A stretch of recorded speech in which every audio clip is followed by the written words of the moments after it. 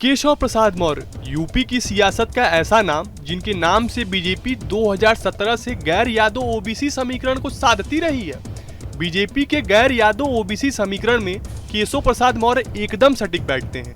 ऐसे में पिछले दिनों यूपी के सियासी घटनाक्रम में आई भूचाल के बाद एक बार फिर से केशव प्रसाद मौर्य न्यूज़पेपर से लेकर न्यूज चैनल के हेडलाइन बने हुए हैं। तो आइए न्यूज स्टेट की इस खास रिपोर्ट में जानते हैं कि केशव प्रसाद मौर्य कौन है और यूपी की राजनीति में बीजेपी के लिए कितना अहम चेहरा है और इनके हालिया बयान से यूपी में बीजेपी की राजनीति में कितना बदलाव हो सकता है।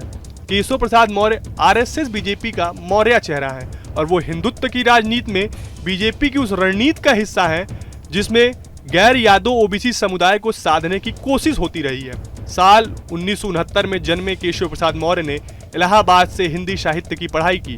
केशव प्रसाद मौर्य के अनुसार वो बचपन में चाय और अखबार बेचते थे। बीजेपी प्रधानमंत्री मोदी की तरह केशव प्रसाद मौर्य को ओबीसी पहचान को प्रमुखता से बताती है।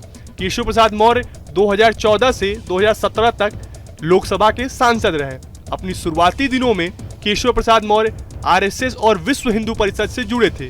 केशव प्रसाद मौर्य ने आरएसएस में बाल स्वयं सेवक से शुरुआत की और नगर कार्यवाह तक पहुंचे। इसके अलावा बीएचपी में संगठन मंत्री रहे। मौर्य गोरक्षा अभियान में भी काफी सक्रिय रहे। केशव प्रसाद मौर्य राम जन्मभूमि आंदोलन में भी शामिल थे। बीजेपी के भीतर केशव मौर्य क्षेत्रीय समन्वयक, पिछड़ा वर्ग प्रकोष्ठ और किसान मोर्चा के अध्यक्ष भी रहे हैं। साल 2017 में उत्तर प्रदेश विधानसभा चुनाव से कुछ ही महीने पहले उन्हें बीजेपी उत्तर प्रदेश का अध्यक्ष बनाया गया। मौर्य को पार्टी की कमान सौंपने के पीछे बीजेपी का एजेंडा गैर यादव ओबीसी वोटरों को आकर्षित करना था। केशव प्रसाद मौर्य की जाति पूरे उत्तर प्रदेश में है। इस जाति की पहचान अलग अलग नामों से है, जैसे मौर्य, मुराओ, कुशवाहा, शाक, कोयरी, काछी और सैनी। ये सभी मिलाकर उत्तर प्रदेश की कुल आबादी के 8.5% हैं। पारंपरिक रूप से इनका पेशा खेती और किसानी रहा है।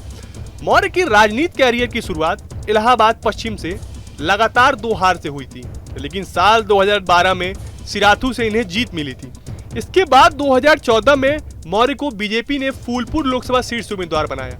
मोदी की लोकप्रियता के रथ पर सवार होकर मौर्य को फूलपुर में 52% मत मिले थे।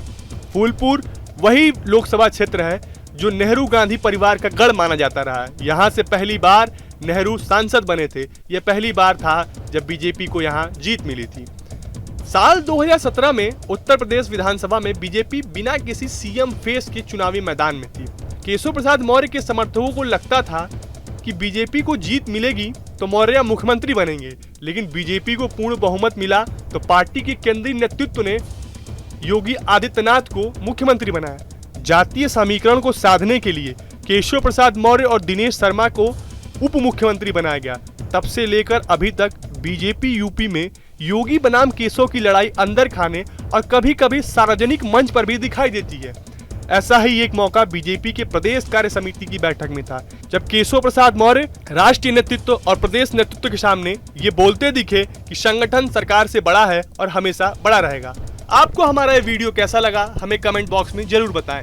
देश दुनिया की तमाम और यूपी उत्तराखंड की हर छोटी बड़ी खबर के लिए न्यूज स्टेट चैनल को सब्सक्राइब करना ना भूलें। न्यूज स्टेट अब व्हाट्सएप पर खबरों के ताजा अपडेट के लिए न्यूज स्टेट के इस क्यूआर कोड को स्कैन करें।